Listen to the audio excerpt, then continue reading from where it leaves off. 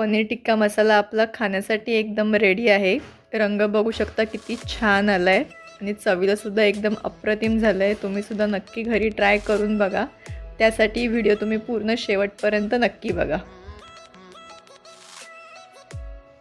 नमस्कार, मी सेजस रेसिपीमध्ये तुमचं सगळ्यांचं मनापासून स्वागत आहे। आज आपण पनीर टिक्का मसाला कसा करायचा ते बघणार आहोत। तर आता आपण आपल्या रेसिपीला सुरुवात करूया। तर त्यासाठी बघा मी इथे अमूलचं फ्रेश पनीर घेतलंय। मी आता ह्याचे पीसेस करून घेते। हे बघा मी असं कट करून घेणार आहे।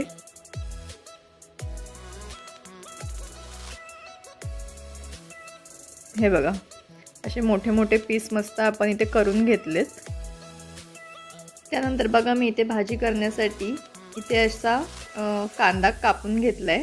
पीसेस बघा मी इथे कसे केलेत ते मोठे मोठे पीसेस मी असे कापून घेतले। तिथे कांदा, टोमॅटो आणि शिमला मिरची हे बघा हे असे मी कापून घेतलेत आणि एक कांदा मी इथे बारीक चिरून घेतलाय। हे बघा त्यानंतर एका बाउल मध्ये मी इथे दही घेतलंय। त्यानंतर एक चमचा हळद घेतली आहे, एक चमचा गरम मसाला घेतलाय, त्यानंतर मिरची पावडर घेतली आहे, एक चमचा धना पावडर घेतली आहे, एक चमचा जीरा पावडर घेतली आहे, एक चमचा। त्यानंतर इथे मी पनीर टिक्का मसाला घेतलाय, तो मी यामध्ये टाकून घेते एक चमचा। त्यानंतर एक चमचा मीठ टाकून घेणार आहे मी यामध्ये। त्यानंतर आलं लसणाची पेस्ट टाकून घेतली आहे मी आणि थोडीशी कसुरी मेथी आणि थोडंसं तेल मी यामध्ये टाकून घेते। त्यानंतर आपण हे सगळं मिक्स करून घेऊया। हे बघा असं व्यवस्थित मिक्स करून घ्यायचं आहे। हे बघा आता आपण हे व्यवस्थित मिक्स करून घेतलेलं आहे। बघू शकता तुम्ही कसं झालंय ते। त्यानंतर मी यामध्ये एक चमचा बेसन पीठ टाकून घेणार आहे। आता हे सुद्धा आपण व्यवस्थित मिक्स करून घेऊया।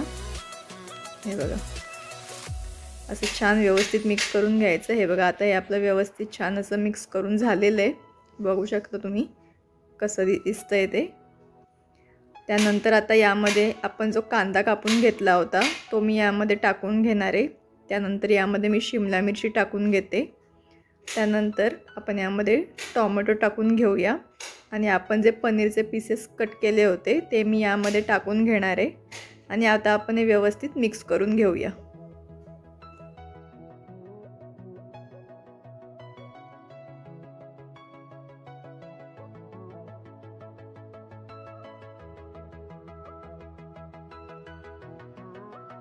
हे बघा आता आपलं हे व्यवस्थित असं मिक्स करून झालेलं आहे।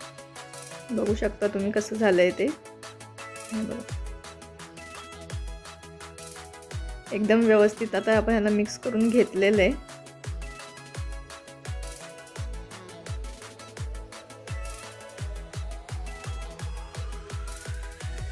हे बघा रंग सुद्धा एकदम मस्त आलाय त्याला। आता आपण हे 15 मिनिटांसाठी झाकण लावून ठेवून देऊया। 15 मिनिटं झालेली आहेत। मी आता हे उघडते आणि आता आपण हे फ्राय करून घेणार आहे। त्यासाठी मी पॅन वरती इथे तेल टाकून घेते। 2 चमचे इतकं तेल मी यामध्ये टाकलेलं आहे आणि आता आपण हे सगळं मिश्रण तेलामध्ये टाकून घेऊया व्यवस्थित आणि ह्याला आपण छानपैकी फ्राय करून घेऊया। बघा आता हे सगळं मी यामध्ये टाकून घेतलेलं आहे। आता आपण हे व्यवस्थित मिक्स करून तेलामध्ये छान फ्राय करून घेऊया। याने चव खूप छान येते आपल्या भाजीला। तुम्ही सुद्धा ही स्टेप नक्की ट्राय करा, अजिबात स्किप करू नका।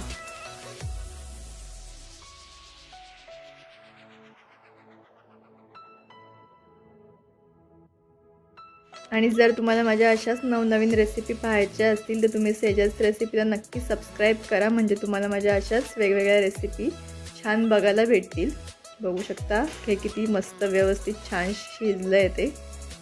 पनीरला कलर सुद्धा एकदम मस्त आलाय। हे बघा आता मी हे बाउल मध्ये काढून घेते।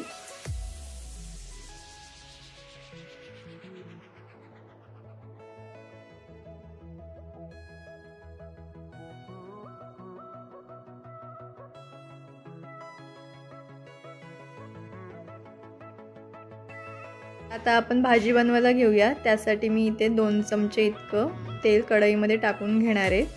त्यानंतर 1 चमचा जिरं मी यामध्ये टाकून घेतले. ते छान फुललं की यामध्ये आपण जो मगाशी कांदा चिरून घेतला होता तो मी यामध्ये टाकून घेतला आहे. त्यानंतर मी यामध्ये आता 1 चमचा आलं लसणाची पेस्ट टाकून घेणार आहे आणि आता आपण हे छान व्यवस्थित मिक्स करून फ्राय करून घेऊया. त्यानंतर मी यामध्ये 1 चमचा हळद टाकून घेणार आहे. 1 चमचा गरम मसाला, मिरची पावडर टाकून घेणार आहे मी यामध्ये 2 चमचे. मीठ टाकलं आहे मी 1 चमचा. त्यानंतर पनीर टिक्का मसाला मी यामध्ये 1.5 चमचा टाकून घेतला आहे. जिरा पावडर टाकली आहे. आता आपण हे छान मसाले मिक्स करून घेऊया. त्यानंतर मी इथे टोमॅटोची प्युरी करून घेतली होती, ती सुद्धा आपण यामध्ये टाकून घेतली आहे. 2 टोमॅटोची प्युरी मी यामध्ये टाकून घेतली आहे. आता मी यावरती 2 मिनटं झाकण ठेवून देते. हे बघा 2 मिनटं झालेली आहेत. आता आपण हे मिक्स करून घेऊया पुन्हा एकदा व्यवस्थित. त्यानंतर मी यामध्ये 1 ग्लास पाणी टाकून घेणार आहे. हे छान आपण ढवळून मिक्स करून घेऊया. त्यानंतर पुन्हा मी यामध्ये 5 मिनटं झाकण लावून ठेवून देणार आहे. 5 मिनटं आपली झालेली आहेत, बघू शकता. आता मी याला पुन्हा एकदा मिक्स करून घेणार आहे. त्यानंतर आता आपण जे फ्राय करून घेतलेलं पनीर होतं आणि भाज्या होत्या त्या मी यामध्ये टाकून घेणार आहे. हे बघा आता आपण हे व्यवस्थित मिक्स करून घेऊया.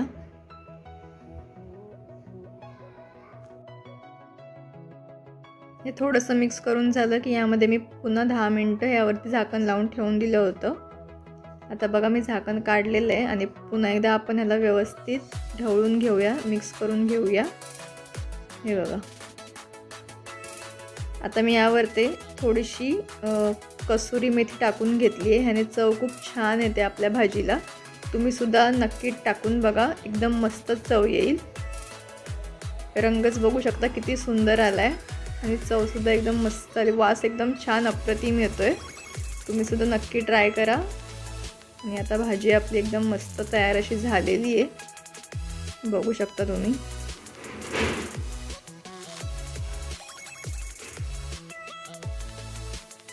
दोन मिनटं मी फक्त हिला झाकण लावून ठेवून दिलं होतं.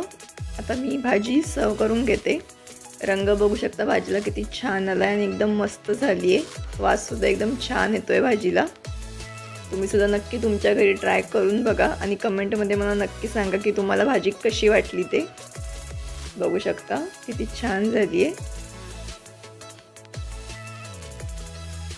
जर तुम्हाला माझ्या अशाच नवनवीन रेसिपी पाहिजे असतील तर तुम्ही सेजल्स रेसिपीला नक्की सबस्क्राईब करा, म्हणजे तुम्हाला अशा छान छान रेसिपी पाहायला मिळतील.